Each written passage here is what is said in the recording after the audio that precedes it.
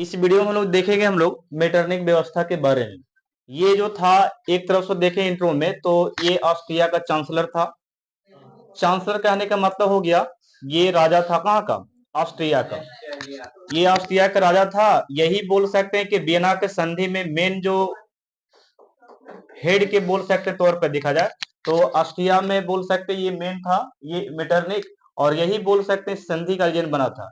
यही और देशों को मिला, जैसे ब्रिटेन था और भी था, जैसे कि रूस हो गया।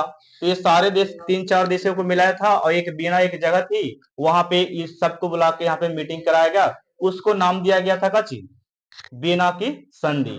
उस संधि में सभी ने अपना अपना हिस्सा को लिया था, अपने अपने हिस्से को। और मेन जो था इटली, जो सबसे खास जो जगह था, वो ऑस्ट्रिया खुद कब्जा कर था उस पे। और एक और देश था जर्मन संघ का, उस पे खुद यहाँ पे रहकर ऑस्ट्रिया दूसरे पर अधिकार कर रहा था, राज कर रहा था। अब जिसको बोल सकते हैं कि वहां पे नहीं रहकर अपने ही देश में रहकर दूसरे देश पर काजी कर रहा था, राज कर रहा था। और मेन जो इटली था उस पर कब्जा जमा कर रखा था कौन? ये मेटरनिक, जिस पे ऑस्ट्रिया का हाथ था।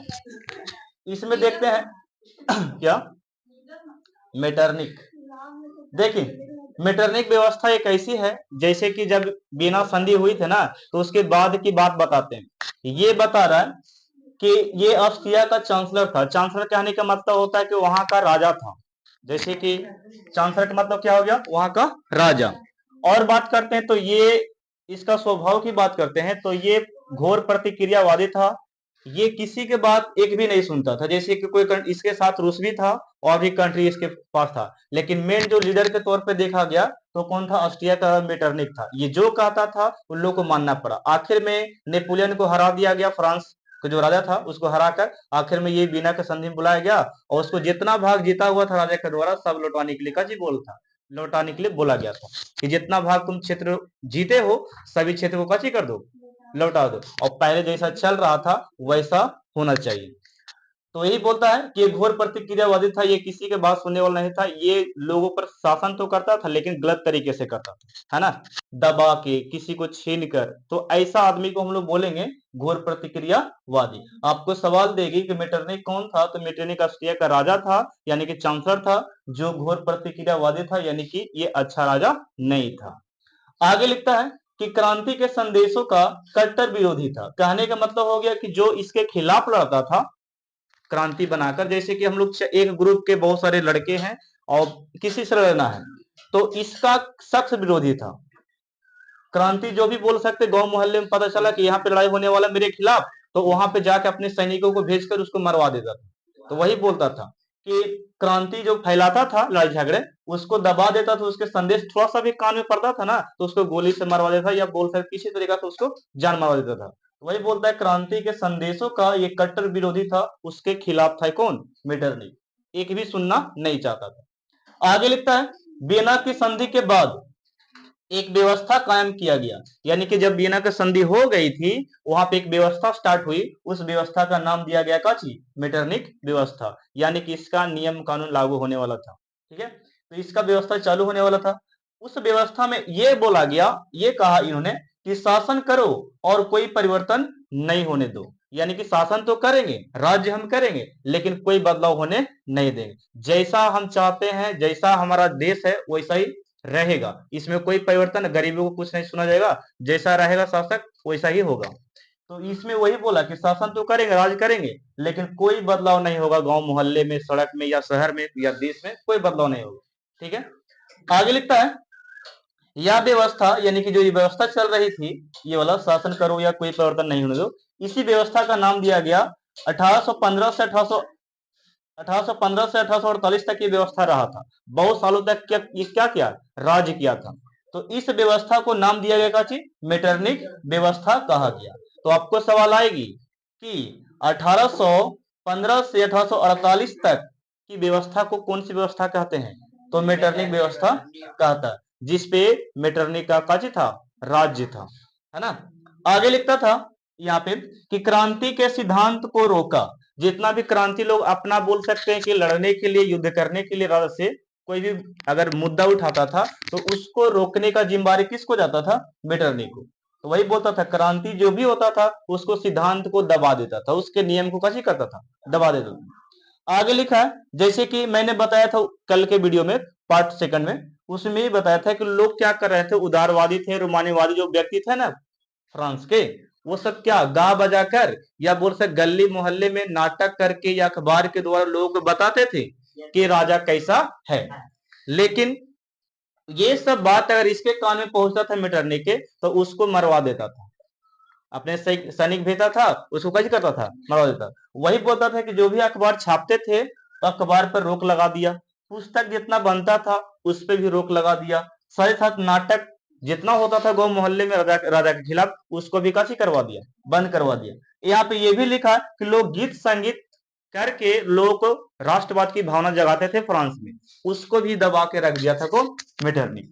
तो ये सारा जो अखबार है, पुस्तक है, नाटक है और गीत संगीत है, ये सभी पर रोक लगाने का मतलब हो गया, एक साइन दे दिया कि यदि कोई ऐसा काम करता है तो उसको जान से मरवा दिया जाएगा। और उसको हम लोग नाम देते हैं काची, सेंसरशिप। काची बोलते हैं, सेंसरशिप। तो सवाल आएगी कि सेंसरशिप किसने लगवाया था, तो मेटरनिख ने। किसने लगाया था, मेटरनिख।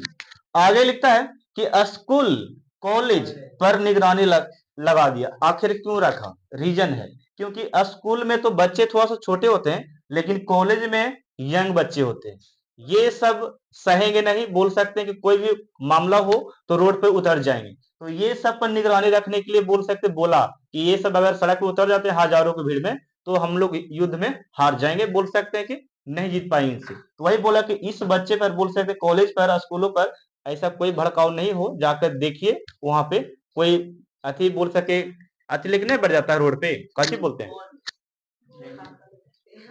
अरे नारा लेके नहीं बढ़ जाता है, तो ये वाला सिस्टम नहीं हो। हाँ? अरे रैली दूसरा काम देखो, हाँ हट। तो ये बोल सकते रोक, ये कॉलेज स्कूल और कॉलेज पर इसलिए रोक लगाया था क्योंकि कोई तरह का नारा, कोई तरह का राजा के खिलाफ बात नहीं हो, तो इस तरीका से इन लोग पर रोक लगाया था। आगे यही बात को लिखा, ये हो गया ना। तो ये मेटरनिक व्यवस्था था, इतना काफी। आपसे सवाल वहां पे कैसे पूछेगा कि मेटरनिक कौन था और इसकी व्यवस्था क्या थी, तो ये सारा बात आपको लिखना पड़ेगा। ऐसे लिखो चाहे तो लाइन बाय लाइन लिखो, ठीक है, जैसे आंसर लिखते हैं ना वैसे भी लिख सकते हैं। यहाँ पे एक टॉपिक आ रहा है मेजनी। ये मेजनी एक बोल सकते इटली का क्रांतिकारी व्यक्ति है और बोल सकते ये राष्ट्रवादी है। राष्ट्रवादी किसको बोलते हैं, जो अपने देश के लिए मर मिटने की भावना रखता है ना, उसे क्या बोलते हैं, राष्ट्रवादी। राष्ट्रवादी का दूसरा रूप है क्रांतिकारी, उसको क्रांतिकारी भी बोल सकते हैं। तो सुनिए थोड़ा सा मेजनी के बारे में, इसके बारे में लिख आएगा, अभी इसके आगे और पढ़ाएंगे मेजनी के बारे में। तो ये थोड़ा सा यहाँ पे दिया गया, खाली लड़ा था यहाँ पे इसके लिए, इसलिए दिया गया। तो मेजनी एक तरह से लिखे कि इटली का एक क्रांतिकारी था, यानी कि राष्ट्रवादी था, ठीक है, जो ये किसके खिलाफ लड़ रहा था, मेटरनिख के खिलाफ। देखिएगा यह यंग इटली का स्थापना किया। यंग इटली क्या है, तो यंग इटली उसे बोल सकते हैं जिसमें यंग यंग लोग था और एक ग्रुप बना था। ये ग्रुप ये काम करते थे कि मेटरनिख के खिलाफ युद्ध का विचार करते थे, युद्ध लड़ने का काम करते थे। इसलिए मेटरनिख बोल सकते हैं, ये मेजनी ने एक ग्रुप बनाया था जिसका नाम क्या था, यंग इटली, यानी कि इटली में बना था, इसलिए इसका नाम कैसे पड़ गया, यंग इटली। आगे लिखता था यहाँ पे कि कार्बोनारी एक संगठन था जो केवल मारने पीटने पर विश्वास रखता था, ठीक है, ये बात विचार से सुनता नहीं था। तो दो सवाल आपको बोर्ड में पूछेंगे, जैसे कि यहाँ पे मैंने बोला कि मेजनी कौन था, मेजनी कहाँ का था, तो मेजनी इटली का था, एक क्रांतिकारी था। साथ ही साथ में ये भी सवाल पूछेगा वहां कि यंग इटली का स्थापना किसने किया, मेजनी ने किया, याद रखिएगा। और एक कार्बोनारी संगठन कैसा था, तो ये संगठन एक ऐसा है जो केवल मारने पीटने पर कची रखता, विश्वास रखता है, बात से सुनने वाला नहीं था। और ऐसा ही चाहिए था इसको, कहा कि ये हरामी तो सबसे बड़ा हरामी तो ये सब भी है, ठीक है, दो तीन वो और आएंगे मैं बताऊंगा उसके बाद में। तो ये लड़ रहा था किसके खिलाफ, मेटरनिख के खिलाफ। तो ये कार्बोनारी याद हो गया कि बोल सकते, हाँ कार्बोनारी, कार्बोनेट नहीं। तो ये संगठन एक तरफ से था जो बोल सकते मेनी के द्वारा बनाया गया था। आगे देखो यहाँ पे 1848 में बीना के संघर्ष में मेटरनिख की हार हुई। जरा सुनिएगा, इस डेट को थोड़ा फिक्स कीजिए कि इस 1800 1848 में खुलकर जमकर मुकाबला किया था मेजनी। किसका किया था?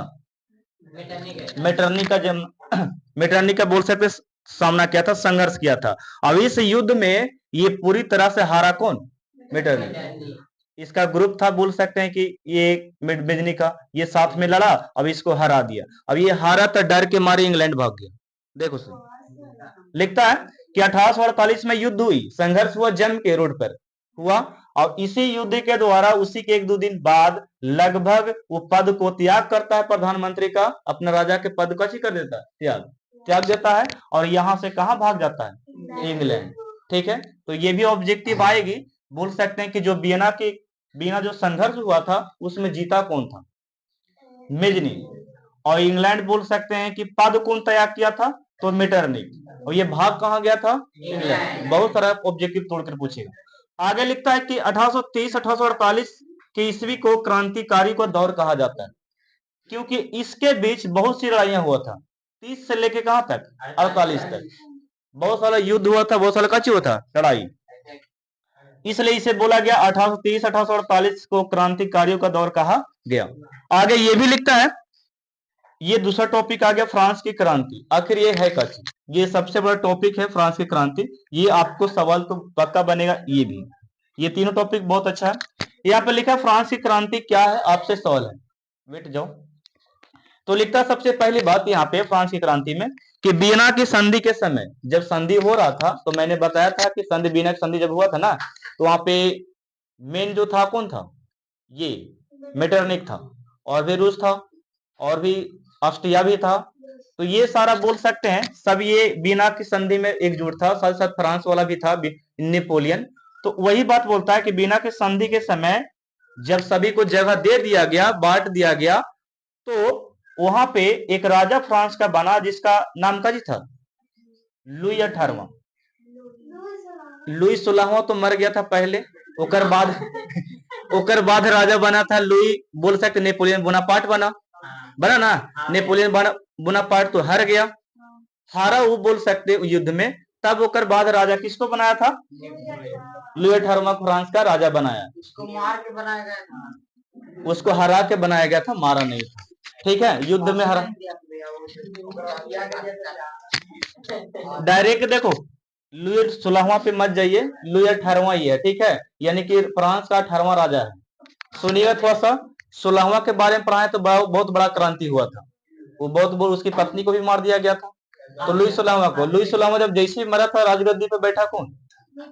नेपोलियन बैठा ना, तभी ना इतना सारा युद्ध हुआ है। हाँ, जब ये युद्ध में हारा, तो ये जो लुई 18वां ये आदमी किसका है? तो ये आदमी है मेटरनिख का। किसका है? मेटरनिख। ये फ्रांस वाला हिस्सा पर इसको इस राजगद्दी पे बैठा दिया था, फ्रांस वाला गद्दी पे लुई 18वां को बैठाया। अब इसी संधि के समय इसको इस राजगद्दी पे बैठा, तो कहता था ये बुब्रो राजवंश से आता है। ठीक है, इसका राजवंश का नाम का जी था बुब्रो। तो इस राजवंश से आता था लुई 18वां, यानी कि फ्रांस का ये 18वां राजा था, इसलिए नाम का चीज पड़ गया लुई 18वां। आगे लिखता है कि थोड़ा सा ये बुद्धि वाला था। ये जो लुई 18वां था ना, ये ज्यादा बोल सकते हैं कि चतुर था, बोल सकते बुद्धि वाला था, काम मिला जुला के लेता था। जैसे कि यहाँ पे लिखा है, प्रतिक्रियावादी एवं सुधारवादी में तालमेल बैठाता था। यानी कहने का मतलब, प्रतिक्रियावादी उसको बोल सकते हैं जो लड़ाई झगड़े पे विश्वास रख रहा है, और सुधारवादी जो सुधरल है, बात को मान रहा है। तो ये बात को मानने वाले और बात को नहीं मानने वाले, ये दोनों बोल सकते एक दूसरे को तो मिलेंगे कभी नहीं। ये इसको लड़ने पे तुलेगा और ये इससे लड़ने पे तुलेगा, लेकिन दोनों को बात विचार मिलाने का जो काम था वो किसका था? लुई 18वां का। वही बोलता है कि ये दोनों में कच्ची बैठा है, तालमेल, बातचीत करवाए के लड़ना गलत बात। ठीक है, थोड़ा दिमाग से काम लिया कौन? लुई 18वां। अगर अपने ही देश में लड़ाई झगड़ा होता है तो ठीक नहीं है। तो ये बुद्धि वाला थोड़ा सा था। लिखता है कि यह सुधार की घोषणा किया, कि हम बोल सकते हैं कि फ्रांस को अच्छा से देखेंगे, फ्रांस की व्यवस्था को अच्छा से देखेंगे, यहाँ सुधार करेंगे। तो ये सुधार की घोषणा किया जनता में, कि हम यहाँ फ्रांस में अच्छी बोल सकते हैं स्कूल बनवाएंगे, जो भी काम हो हम यहाँ पे सुधार की काम करेंगे। तो ये घोषणा कर दिया। आगे लिखता है कि 1824 में इसकी मृत्यु हो गई। अब देखो तो सबसे अफसोसजनक बात हो गया, अब एक राजा भी आया, वो अच्छा काम करने के लिए बोला और आखिर में वो काची हो गया, मर गया। तो अब वहां के राजा फिर एगो बनेगा कि नहीं, बनेगा। तो वही बोलता है कि लुई 18वां की मृत्यु जब हुआ तो उसके बाद एक शासक बना जिसका नाम था चार्ल्स दसम, यानी कि 1824 में एक राजा बना जिसका नाम क्या था, चार्ल्स दसम, शासक बना ये फ्रांस का, फ्रांस का। तो बताओ फ्रांस का मैंने पढ़ाया था पहला राजा कौन था, लुई 16वां। दूसरा राजा कौन बना, नेपोलियन। तीसरा का कौन बना, लुई 18वां। चौथा में कौन बन रहा है, चार्ल्स दसवां, है ना। तो चार राजा बोल सकते, चौथा ये राजा हो गया, यहाँ पे देख सकते हैं। लेकिन इसके हिसाब से देखे ना तो लुई 18वां, ये 18वां, 19वां, 20वां इसे पार कर जाएगा। लेकिन नाम के थ्रू देखें तो यहाँ पे चौथा राजा हो गया फ्रांस के अकॉर्डिंग। तो ये हो गया चार्ल्स दसम, शासक बना इसकी मृत्यु के बाद। अब यहाँ पे जो देखो ये कह रहा है कि थोड़ा सा स्वेच्छाचारी था और निरंकुश था। कौन, ये चार्ल्स दसम। ये थोड़ा सा सोचता था लेकिन मंद बुद्धि इसका था, इसका बोल सकते दिमाग उतना काम नहीं करता था। ठीक है, अच्छे थोड़ा सा विचार रहता था इनको, लेकिन जो काम लेने की बात करे ना तो काम अपने से करता नहीं था, दूसरे से राय लेता था। जैसे कि राय लेना था किससे, मेटरनिक से लेना था। हाँ, तो बोल सकते उससे राय लेता था तब ये काम करता था, ये थोड़ा स्वेच्छाचारी था। और बात करते हैं तो निरंकुश का मतलब समझाए थे पीछे में, जो दुराचारी बोल सकते हैं, है ना, लोगों पर शोषण करने वाला, तो ये मारपीट करने वाला, तो ये निरंकुश था, थोड़ा सा स्वेच्छाचारी भी था। आगे लिखता है कि ये चर्च एवं कुलीन को ताकत दे दिया। कहने का मतलब चर्च, फ्रांस में जो चर्च था जिसको बोल सकते हैं ईसा मसीह वाला जो चर्च जो था ना, उस पे पूरा अधिकार दे दिया ये कि आप लोग जो भी कर सकते हैं। ठीक है, पूरा अधिकार दिया चर्च वाला को, आप लोग खुलकर जो करना चाहते हैं कर सकते हैं। कुलीन उसको बोल सकते हैं, कुलीन हम लोग जो राजा महाराजा था जो था ना पैसे वाले कुछ, उसको कुलीन बोला जाता है। क्या बोलते हैं, कुलीन। तो ये दोनों को ताकत दे दिया कौन, ये चार्ल्स दसम। ठीक है, अब बताओ किसी को पावर दीजिएगा आप तो प्रधानमंत्री बने थे कायला, ठीक है ना। आगे वो अपना बोल सकते हैं कि आपको हटा भी सकता है मारपीट के। तो वही बोल रहा है कि ये ताकत तो दे दिया दो हिस्से को, कुलीन को अमीर व्यक्ति को भी दे दिया और चर्च में जितना भी बोल सकता आदमी था उसको भी कह दे दिया, ताकत दे दिया कि आप लोग जो भी चाहिएगा वो होगा। ठीक है, तो ये ऐसा काम किया। आगे लिखता है कि उदारवादियों का दमन किया। उस वीडियो में मैंने बताया था उदारवादी किसे कहते हैं। उदारवादी क्या सोच रहा था, लोगों को जागरूक कर रहा था, गाकर बजाकर या पोस्टर के द्वारा चिपका कर, ये सब बोल सकते हैं कि काम कर रहा था। तो बताओ ये सब राष्ट्रवादी की भावना को जगा रहा था। तो इस व्यक्ति को, जो लड़ने वाला व्यक्ति था फ्रांस के लिए, उसको दबा के रखा कौन, चार्ल्स दसम। आगे लिखता है कि अखबार जितना छपता था, भाषण जितना होता था, तो ये सभी प्रकार से लगा दिया। अच्छा एक बात बताइए कि अखबार और भाषण की पाबंदी पर क्यों लगाया ये, क्योंकि राजा का बुरा है। हाँ, इसमें राजा के खिलाफ लोगों को भड़काया जाता था कि ये राजा तुम्हारे खिलाफ, राजा तुम्हारे तुम्हारे साथ अच्छा नहीं कर रहा है। ठीक है, तुम्हारे पर शोषण कर, तुम लोग को पता नहीं चल रहा। तो ये सब छाप कर बताते थे लोग, भाषण देकर बताते थे। ठीक है, लेकिन इस भाषण को रोकने का जिम्मेदारी किसको गया था, चार्ल्स दसम। इसको रोक दिया गया, पाबंदी लगा दिया गया। आगे लिखता है कि इसके बाद ये मारा कि कुछ पता नहीं, लेकिन एक और राजा आया जिसका नाम था काची, पोलीगनेक। क्या नाम था, पोलीगनेक। ये पांचवा राजा देखने के लिए मिल रहा है। चार्ल्स दसम यहाँ से इसका मृत्यु हो गया, समझ लो कि हाँ, पोलीगनेक यहाँ पे पीएम बना, प्रधानमंत्री बना। ठीक है, तो 1830 में पोलीगनेक पोलीगनेक यहाँ का प्रधानमंत्री बना, प्राइम मिनिस्टर बना 1830 में। और ये बोल सकते हैं इसी के जैसा था। देखो ना, लिखता है कि घोर प्रतिक्रियावादी था, यानी कि मेटरनिक जैसा इसका सोच था। हाँ, मेटरनिक जितना थी था ना, उसी के जैसा ये था पोलीगनेक। अब ये घोर प्रतिक्रियावादी था। लिखता है कि 25 जुलाई को अध्यादेश जारी किया, एक बोल सकते संदेश लोगों में जनता में पहुंचाया। वहां पे ये बोला गया कि इसमें ये संदेश जो जारी किया था ना अध्यादेश, उसमें केवल अमीर लोग का फायदा होना था और गरीब लोग को हानि होना था। यानी कि पूरा छूट किसको मिल रहा है, अमीर को, और जो छूट देना चाहिए था गरीब को उसको नहीं मिल रहा। इसलिए मैंने लिखा यहाँ पे कि इसमें अमीर का फायदा होना था और गरीब का नहीं। आगे ये भी लिखता है कि 26 जुलाई को विद्रोह हुआ। आखिर में ऐसा क्यों हुआ, जब ये सबको पूरा हक दे दीजिएगा और गरीब को हक नहीं दीजिएगा तब तो सड़क पे उतरबे करेगा। और एकदम जमकर हुआ था ये लास्ट विद्रोह इस अथी का है। अब लगभग 3 दिन लड़ाई चला था। कितना दिन? 3 दिन। देखो यहाँ पे लिखिए, देख रही ना, लफायते के नेतृत्व में ये जो व्यक्ति था, ये था फ्रांस का। कहाँ का था? फ्रांस का। जो यहाँ पे लड़ाई हो रहा था ग्रुप बनकर इसके खिलाफ, पोलीगिनेक के खिलाफ लड़ाई जो हो रहा था, ये लगभग 3 दिन चला था। कितना दिन? 3 दिन। यहाँ पे लिखता है कि 3 दिन विद्रोह चला, यानी कि 26 को न बोल रहा है, 26, 27, 28, 29, 30, 31 तक। उस हाँ 31 जुलाई तक ये बोल सकते हैं, 30 जुलाई तक लड़ाई चला 3 दिन, और आखिर में 31 जुलाई को पद ये त्याग कर कहां भाग गया? इंग्लैंड। सब कहां पे भाग रहा है? इंग्लैंड भाग रहा है। ठीक है, ये भी अपना पद त्याग दिया और कहां भाग गया? इंग्लैंड भाग गया। हो गया, बस इतना ही था। लुइठा जिस समय बीना की संधि हुई थी, मेटरनिक तो था वहां पे। मेटरनिक इसलिए था क्योंकि वही ने बनाया इसको राजा, सबको राज बांट रहा था ना वो। उसको बुलाएगा था नेपोलियन को, और रूस को भी दिया आधा हिस्सा, पोलैंड वाला हिस्सा किसी को दिया। तो ये सब जब बांट रहा था तब इसमें ये भी आया था। कौन था? लुई अठारहवां। तो लुई अठारहवां को दे दिया कि तुम फ्रांस का राजा बनो, यहाँ पे शासक तुम संभालो, और लेकिन अपने हक केकरा पर जमा लिया था? इटली पे। तबे तो लड़ाई हुआ इतना सारा फिर से, तब नहीं ये लड़ा मेदिनी, नहीं तो नहीं लड़ता। यहाँ से ये मेदिनी लड़ा। और भी बोल सकते हैं कि जगह पे जर्मनी में भी लड़ाई होगी। तो ये वाला वीडियो बस यहाँ तक। और